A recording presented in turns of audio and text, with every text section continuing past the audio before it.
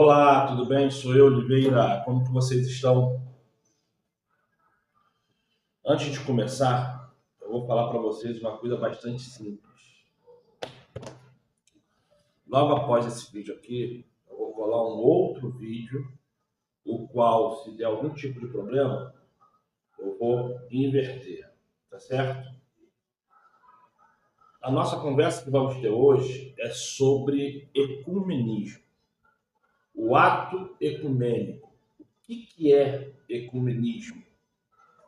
Eu não vou muito me aprofundar, nem tão pouco eu vou ficar orientando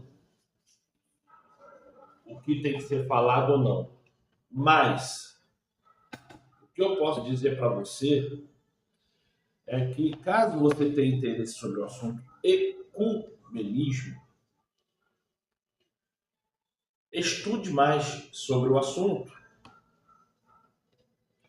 Porque eu vejo muita gente falando sobre nova ordem mundial, sobre satanismo, sobre a enganação que o Vaticano fez durante esses 2000 anos contra a população mundial. Mas só que as pessoas têm que entender que se isso que tivesse... Desculpa. Vocês têm que entender que isso que está acontecendo tem que acontecer. Tem estudos bíblicos que falam que os 5 reinos vêm desde a Etiópia. Outros estudos bíblicos falam que os 5 reinos vêm desde o Egito. Outros estudos bíblicos falam que os 5 reinos vêm desde a Babilônia. A mesma coisa sobre a questão dos papas, que o primeiro não foi em 1929.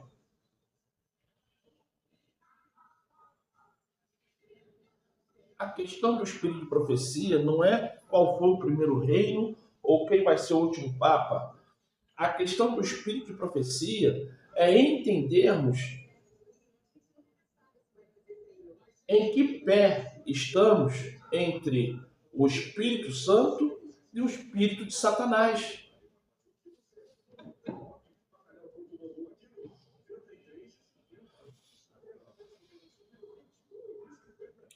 Se você não entende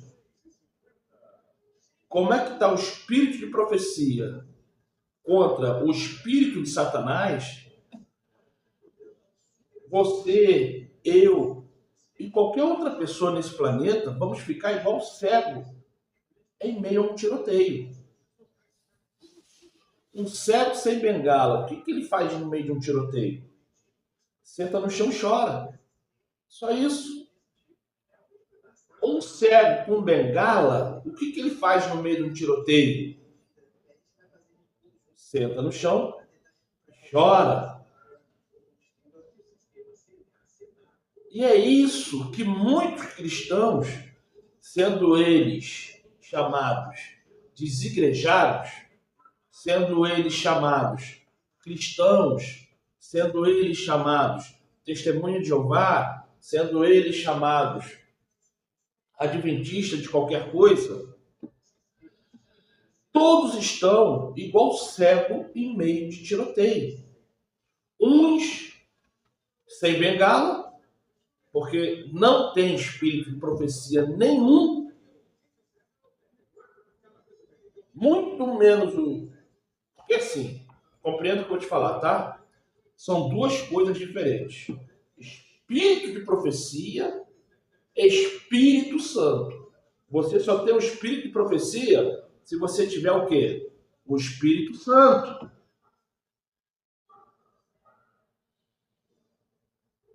O espírito de profecia, ele vai te dar um equilíbrio de você entender a Escritura. O Espírito Santo, ele vai te dar um equilíbrio para você entender a artimanha de Satanás. Então, se você não tem o Espírito Santo, como é que você vai entender a artimanha de Satanás para que você venha entender o que está escrito na Bíblia para a sua salvação. O espírito de profecia não é para me ensinar como viver dentro da mata, não. O espírito de profecia não é para me ensinar, não, se aquela comida tem carne de porco ou não. O espírito de profecia, ele só me qualifica para eu entender quem é Satanás, em que tempo da história eu estou e o que eu devo fazer para me manter firme e reto segundo a palavra. Então vou agora só te falar alguns versículos, mas antes de falar esses versículos, eu te peço encarecidamente, como um grandioso favor, que aquilo que você faz de bem ao próximo, automaticamente, em algum momento da sua vida, tu vai ter o retorno.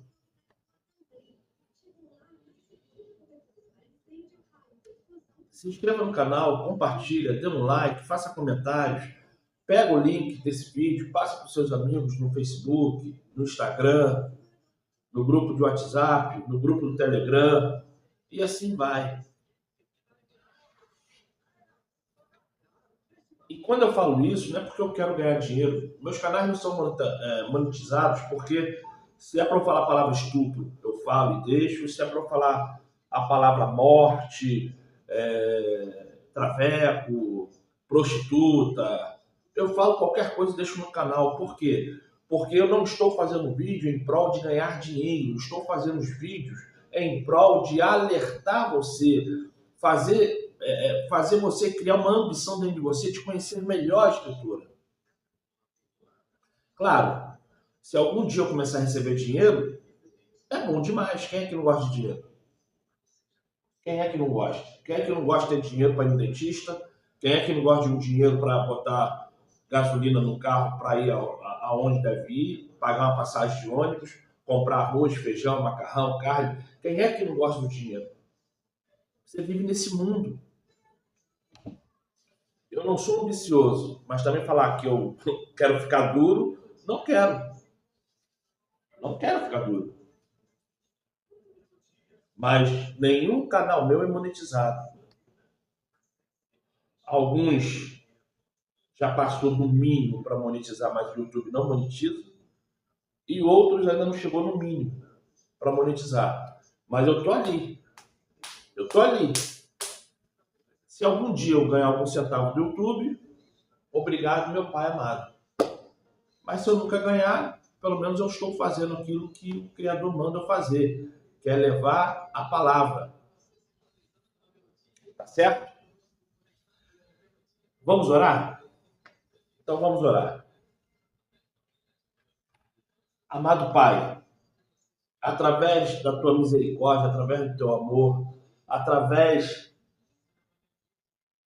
daquilo que sem eu merecer tu fazes por mim, pelos meus filhos, filhas, netos e netas, e eu também creio que essa pessoa que está escutando minha voz está citando o nome de todos e todas da sua família, esposo, esposa, filhos, filhas, netos, netas, noras, genros e assim por adiante.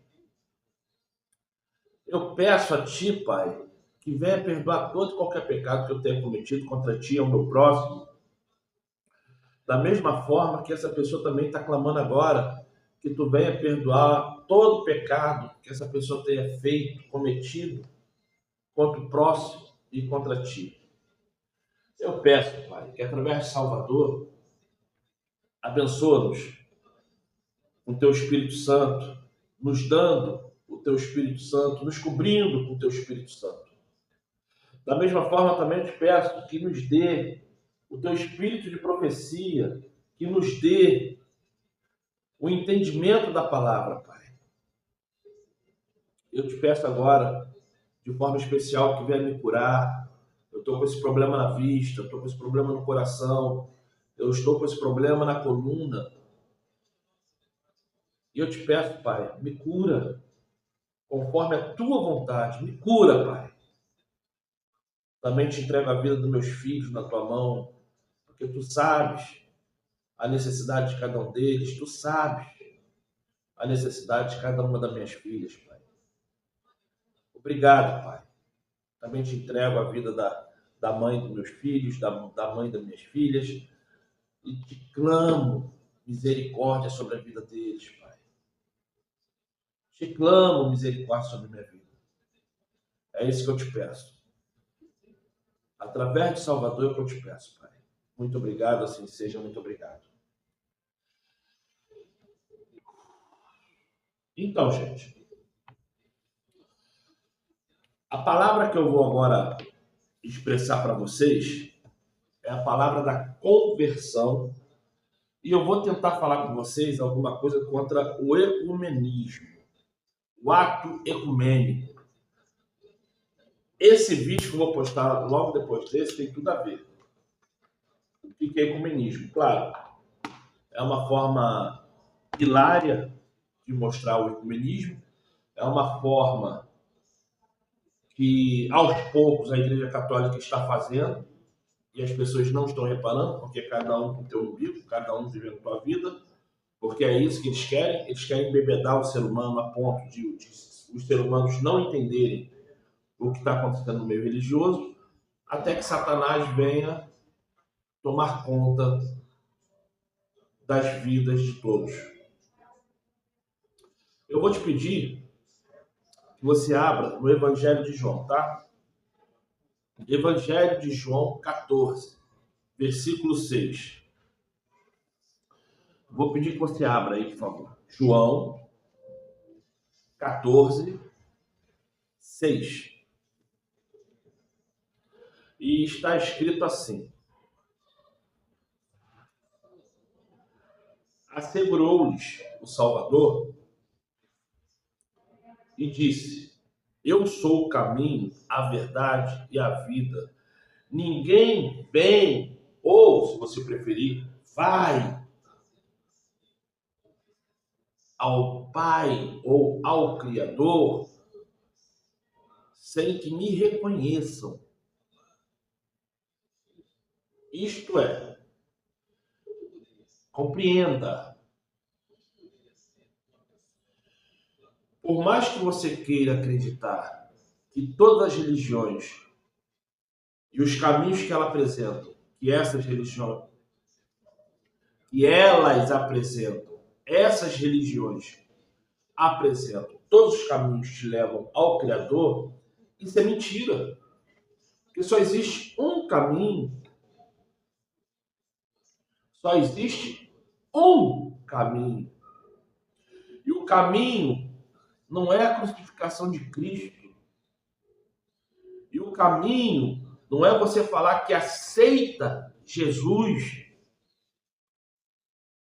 O caminho não é você estar dentro de uma religião, não importa qual seja a religião que você vá, qual é a placa religiosa.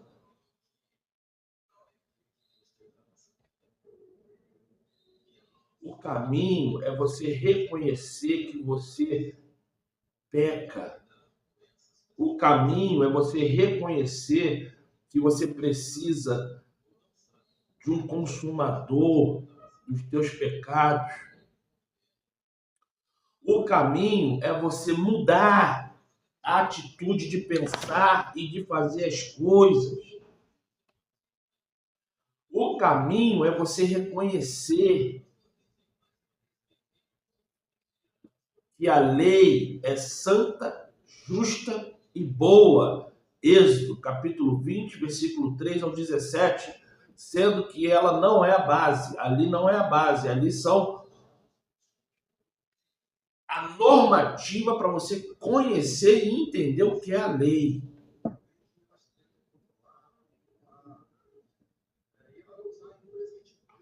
Nenhum ser humano ele pode se auto-justificar como salvo ou não salvo, justo ou não justo. Todo ser humano ele tem que se auto-justificar e lembrar ao Pai que o consumador da fé dele, da obediência, é o Salvador, aquele que você conhece como Jesus Cristo de Nazaré. Não é a placa religiosa que você vai, não é o dogma religioso que você segue, você sendo igrejado, desigrejado, judeu, muçulmano ou brasileiro. Eu sou católico. Pare de adorar imagens, pare de adorar pessoas mortas, para de rezar, para de olhar para uma imagem e lembrar que aquela imagem é uma pessoa morta e rezar. Tenha convicção que os mortos nada sabem. Tenha convicção que você não pode adorar morto, adorar deuses. Tenha essa convicção. Porque muita gente, quando lê esse versículo, as pessoas simplesmente leem e pronto. Mas na hora que uma pessoa lê isso para você, se você falar assim, ó, me explica, a pessoa vai olhar para você, é Jesus. Não, não é Jesus. Jesus não é Jesus. Jesus, ele não pode fazer nada por você. Aprenda isso. Principalmente quem é da Assembleia de Deus. Aprenda isso. Jesus não pode fazer nada por você. Nada. Nada vezes nada. Jesus é um zero à esquerda.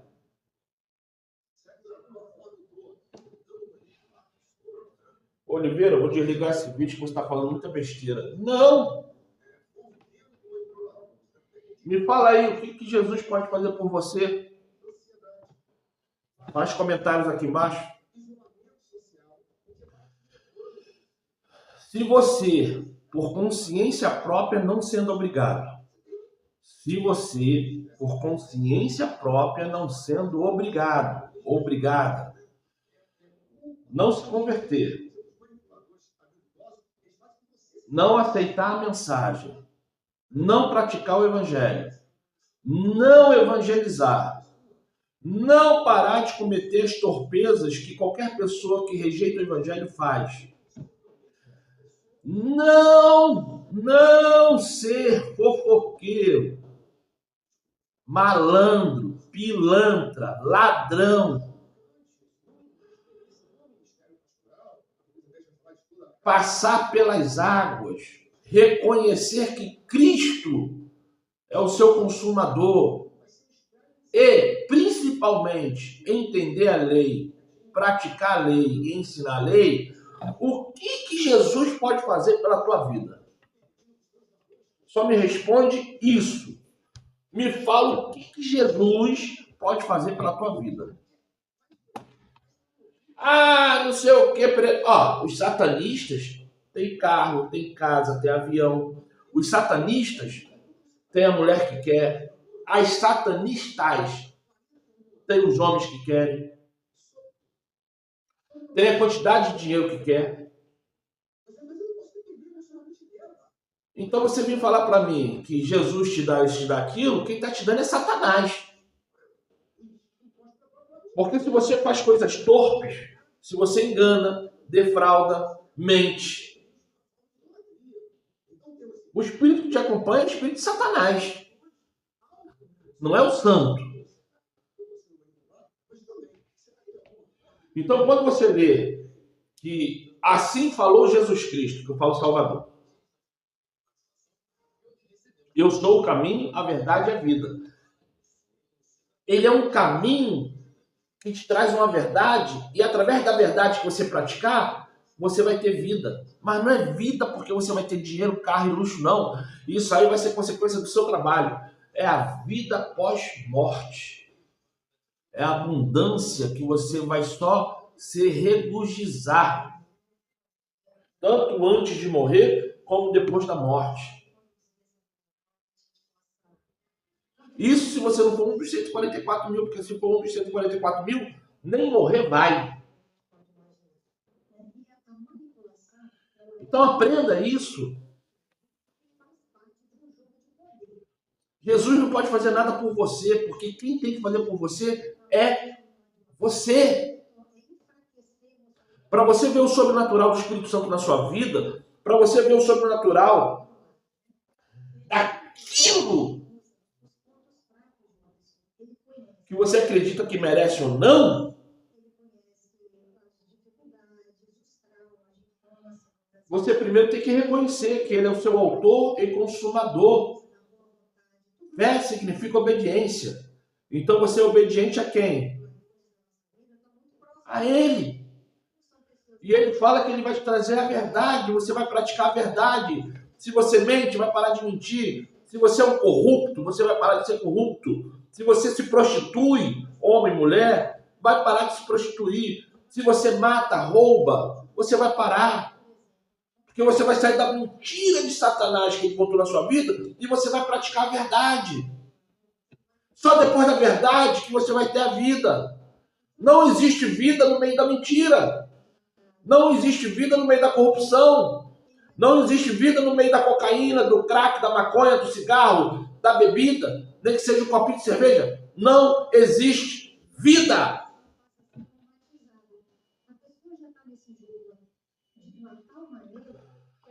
Vamos em João, capítulo 4. Evangelho de João, gente. Capítulo 4.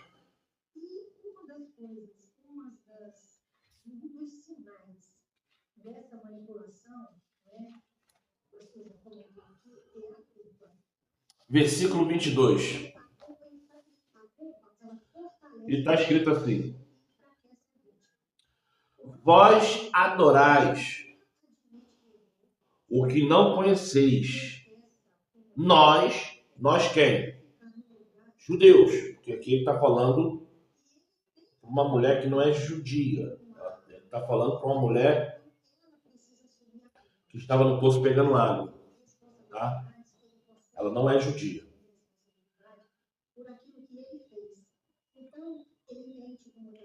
Nós adoramos o que conhecemos. Porque a salvação vem da onde? Se você está lendo, faça comentários aqui embaixo agora.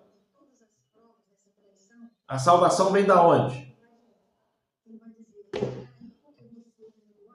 O Salvador, primeiro, ele veio buscar os deles.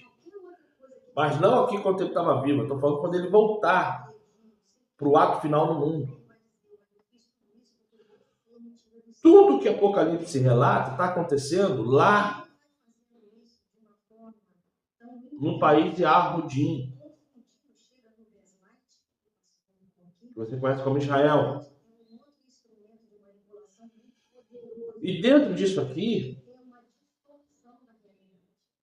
toda a luta programada em Israel, ou Yarhudim, eu prefiro falar Yarhudim do que Israel.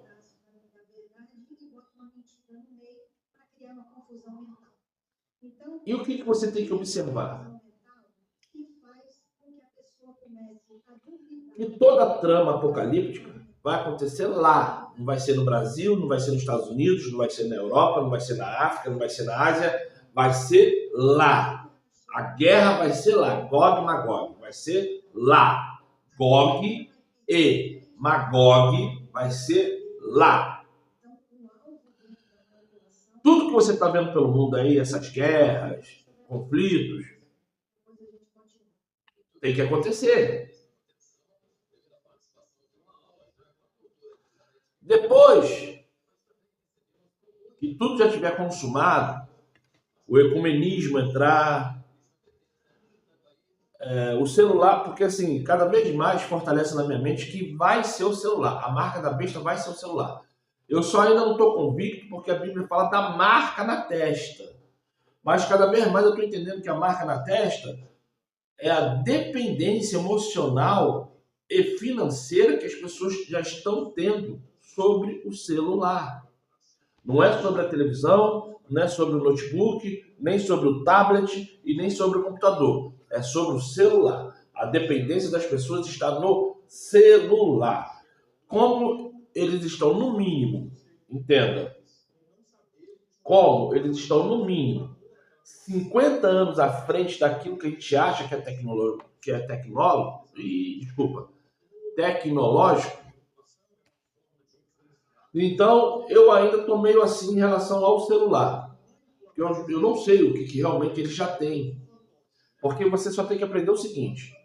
Antes do celular vir na sua mão nos anos 90, lá na Primeira Guerra Mundial já existia o celular. Que isso, Oliveira? Que isso?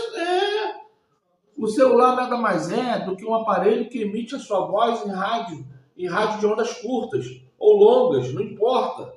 E isso já existia na Primeira Guerra. Só você ver a guerra lá, o cara com uma caixa de madeira desse tamanho. Alô, base, estou aqui em tal lugar, estou sofrendo tiro, não sei o quê. Aquilo ali era um celular, porque era um telefone via rádio, com uma bateria monstro de carro nas costas. E imagina, a pessoa girava a manivela lá, da forma lá que na época eles sabiam fazer, discar. O troço chegava onde chegava, eles pediam ajuda. Era a alta tecnologia da época. Só você pesquisar, você vai ver que o telefone existe desde 1800 e pouco. O telefone via fio, 1800 e pouco, 1700 e pouco, 1800 e pouco, um negócio assim. E o telefone via rádio também, 1800 e pouco. Na Segunda Guerra Mundial já existia. Então, quando o celular na década de 90 chegou em nossas mãos, que era aquele celular que era um tijolo, as televisões a própria guerra, Star Wars não, é Guerra nas Estrelas. Aquele que o cara faz isso bem aqui, ó. Né? Spock. Várias vezes liga o celular e fala pelo celular. A própria televisão já mostrava para todos que viam aquela série e os filmes que a tecnologia já existia. Hoje você está falando aí de carro elétrico. Vai na internet, você vai ver ônibus elétrico, carro elétrico, no século XIX e no começo do século XX. Se a bateria do carro elétrico é a mesma bateria do celular, e naquela época os carros já andavam com algum tipo de bateria, que eu também não sei qual é, que eu nunca parei para estudar sobre a questão, é só você parar e analisar. Como que eles estão à frente, dependendo da tecnologia, está mais de 100 anos à frente. Então é bobeira você ficar na internet pesquisando esse bando de retardados, falando de apocalipse, falando de ET, falando... Vamos viver a realidade. Então, quando aqui em João, capítulo 4, versículo 22, Evangelho de João, capítulo 4, versículo 22, quando aqui ele fala que as pessoas estão adorando aquilo que não sabem, mas os judeus adoram o que sabem, isso não sou eu falando, é o Salvador, é Jesus Cristo. Como é que eu posso confiar num livro que a Igreja Católica fez no Concílio de Nicéia, no ano 290, 296, um negócio assim? No ano 290, 296, um negócio assim, depois de Cristo? E que tirou um monte de coisa da Bíblia e só deixou aquilo que importava para eles. Então eu tenho que olhar para o judeu. Eu tenho que entender o que o judeu faz certo. Não entender a religião judaica. Eu quero mais que a religião judaica se exploda. Eu quero mais que aquele judeu extremamente religioso se exploda. Eu tenho que olhar para eles e entender o que está certo. Porque a religião evangélica, eu já sei o que está errado. O que está errado na religião evangélica eu não pratico. Eu abomino. Então agora eu tenho que começar a olhar para onde que a Bíblia está falando, a salvação dos judeus. Nós sabemos o que adoramos, vocês não. Então eu tenho que olhar para eles e entender o que está certo neles lá.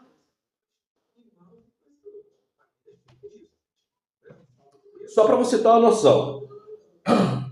Depois você pode buscar no Google, ou você pega essa Bíblia que você tem no seu celular e você escreve a palavra salvação. Aí você vai ver se eu estou mentindo ou não, tá certo? A palavra salvação, ela tem 164 menções na Bíblia falando sobre salvação. A primeira menção falando sobre salvação é em Gênesis 49:18. Vamos lá em Gênesis, capítulo 49, versículo 18. Vamos entender o que está sendo falado lá sobre salvação. Gênesis 49:18. E está escrito assim, ó. 46, 47, 48, 49, versículo 18. E está escrito assim, ó. O Senhor Yahvé, meu Deus, espero em ti a minha... aqui a King James está falando libertação, mas essa aqui está falando de salvação, tá vendo? Essa aqui é a King James e essa aqui é atualizada, né? É a corrigida e atualizada da Sociedade Bíblica do Brasil. Deixa eu ler essa aqui, então. Eu leio a King James porque, para mim, a tradução é melhor do que dessa aqui. Mas deixa eu ler aqui. 49:18. E está escrito assim, ó. A tua salvação espero, ó Senhor.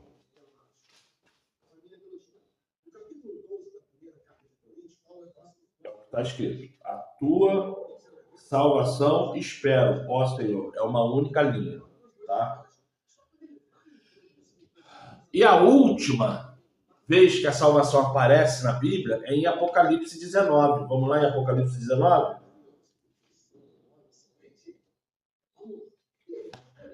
E está escrito assim, ó. Apocalipse 19. Opa!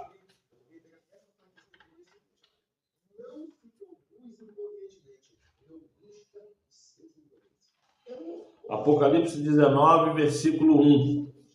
Essa é a última vez que aparece na Bíblia a palavra salvação. E está escrito assim. E depois destas coisas, ouvi no céu, como que uma grande voz de uma grande multidão que dizia, aleluia, salvação, salvação e glória e honra e poder pertence ao nosso Criador. Porque aqui, Deus está em letra maiúscula, então é Criador. Porque Jesus não é Deus, tá certo? Deixa eu ver como está escrito aqui na King James. Só para terminar aqui.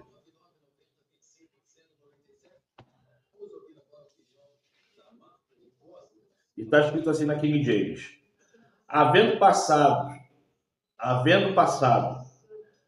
esses acontecimentos, ouvi no céu uma voz grave que anunciava, aleluia, a salvação, a glória e o poder pertencem ao nosso Deus.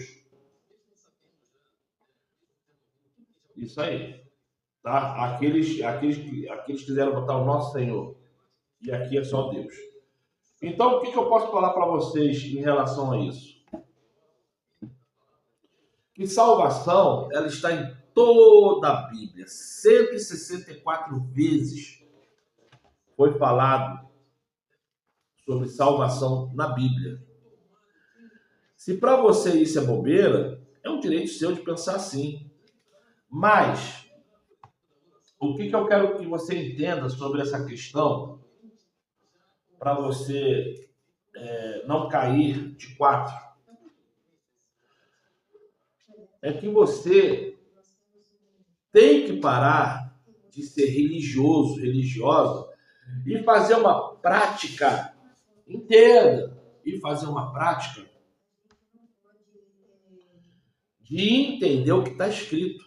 Não é de inventar loucuras na sua cabeça, é de entender o que está escrito. Você tem que aprender que o Criador, ele te ama da mesma forma que ele ama o Salvador. Só que da mesma forma que o Salvador ralou, suou, sofreu no deserto, sofreu com aqueles apóstolos que só pela misericórdia, sofreu com aqueles doutrinadores da época, sofreu com João Batista, sofreu com a mãe, sofreu quando criança, sofreu durante ali, ele ressuscitava uma pessoa aqui que tinha morrido, 2 minutos depois tinha alguém rindo da cara dele. Da mesma forma que o Salvador sofreu, e quando morreu e ressuscitou, ele ainda falou assim, ó, mulher, não me detenha que eu tenho que ir ao Pai para saber se o que eu fiz foi aceito por ele.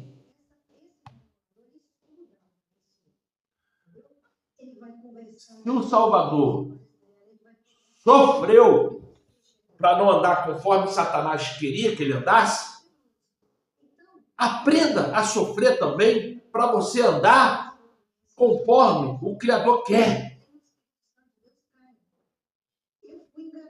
Não tem outro meio. Não tem. Você se converte de verdade ou vai para o mundo. Agora, não fica na religião por causa de cargo religioso. Não fica na religião porque você conseguiu abrir um CNPJ falando que é a igreja e ali você recebe um dinheiro. Cara, vai para o mundo. Mulher, vai para o mundo. Vai ser feliz. Abre uma padaria, abre um restaurante, abre qualquer porcaria e vai lá ser feliz. Agora, para de enganar as pessoas. Para! Principalmente se você quiser ser chamado de pastora. Para de enganar as pessoas.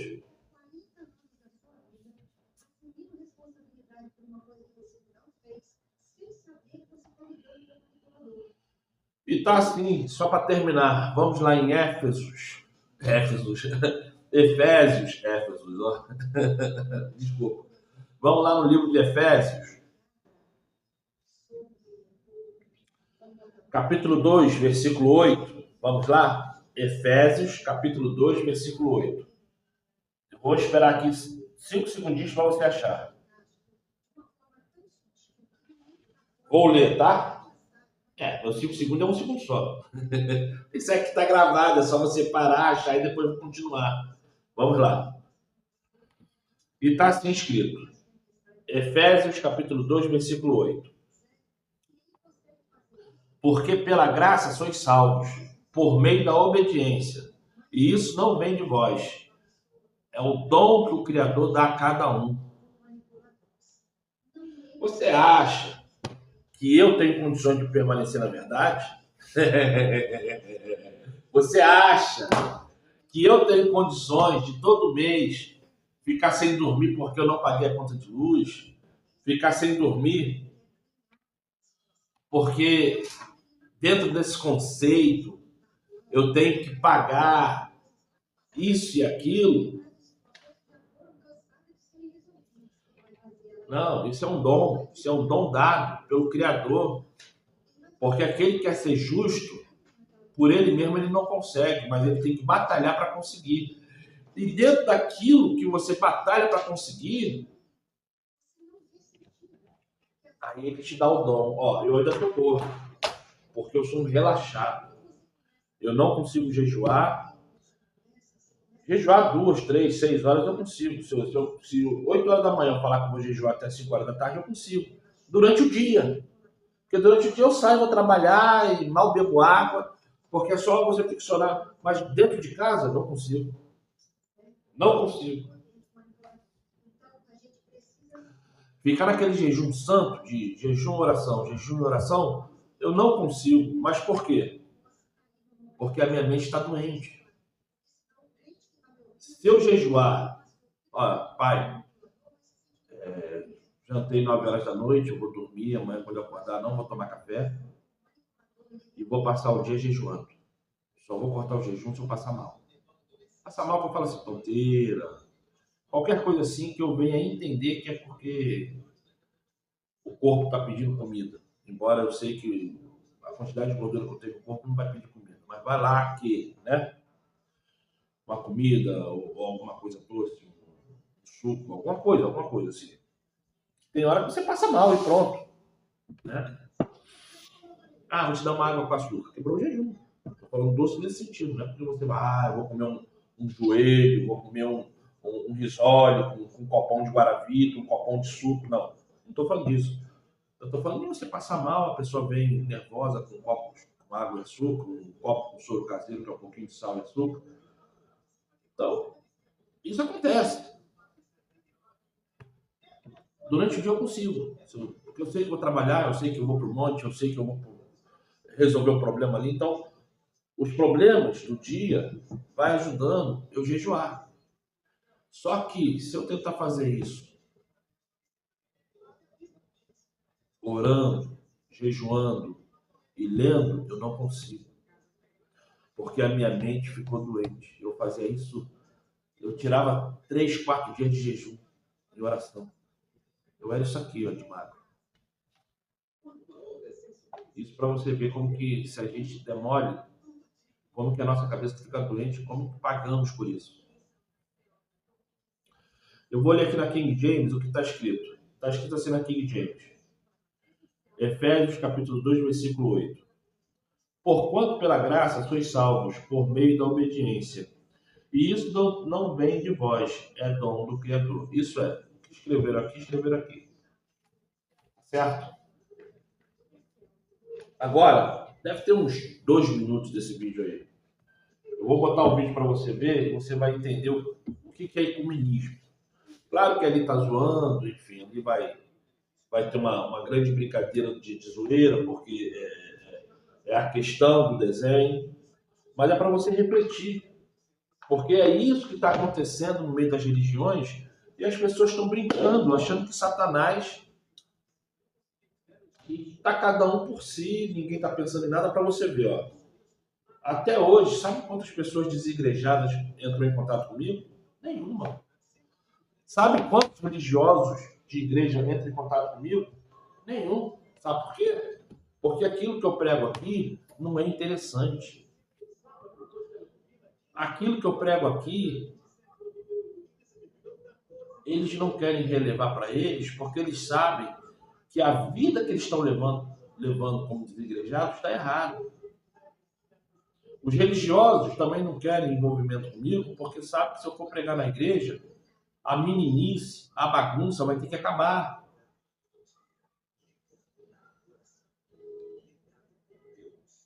Um pastor da Assembleia de Deus, chama Viva, ele falou assim: hoje quem vai pregar é o Oliveira. Eu falei: eu? Ele é você. Eu falei: mas eu estranhei, nem mesmo de lá eu era. Eu falei: tá bom.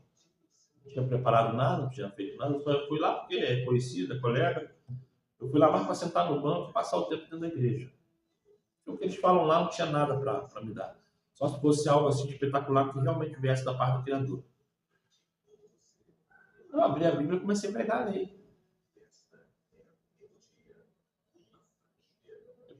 Falei sobre a santidade da lei. Eu falei o que a lei faz por aqueles que buscam a verdade.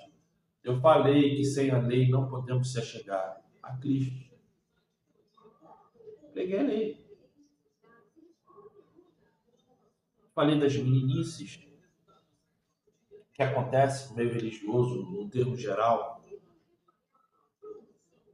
porque as pessoas estão muito mais preocupadas em se demonstrar religiosas do que a preocupação do ato de se salvar. E assim vai, preguei. E sabe o que aconteceu?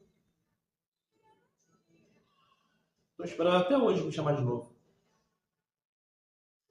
E se eu estivesse lá falando: Jesus é bom, Jesus é teu amigo, vem aqui para frente, se ajoelha aí na frente do altar, vamos pedir perdão, porque Jesus vai olhar para você e vai ser seu amigo. Se eu tivesse esse tipo de discurso, talvez eu estaria pregando lá, até teria me contratado para ser um dos pastores dele. É isso aí, gente. Seja abençoado você e sua família. Eu espero que você goste desse vídeo aí. Se der ruim, eu vou apagar o vídeo e vou inverter ele e para ver se aceita, tá certo? Seja abençoado você e sua família.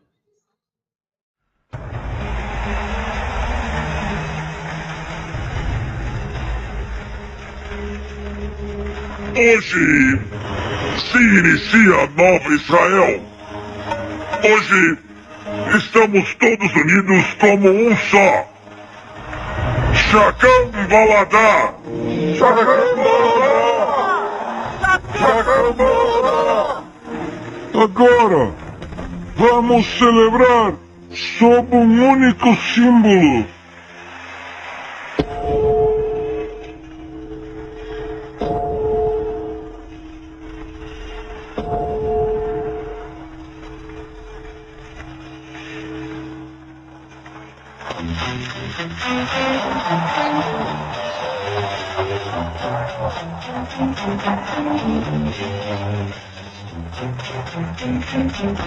Uau!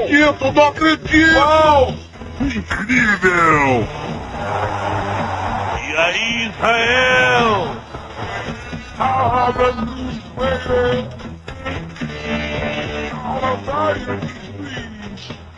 A festa começou oficialmente.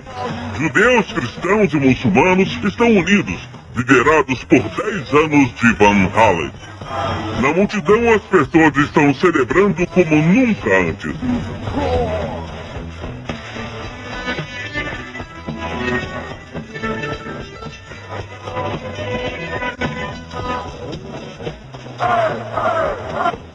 Sem dúvida, Israel é o lugar mais feliz e incrível no momento.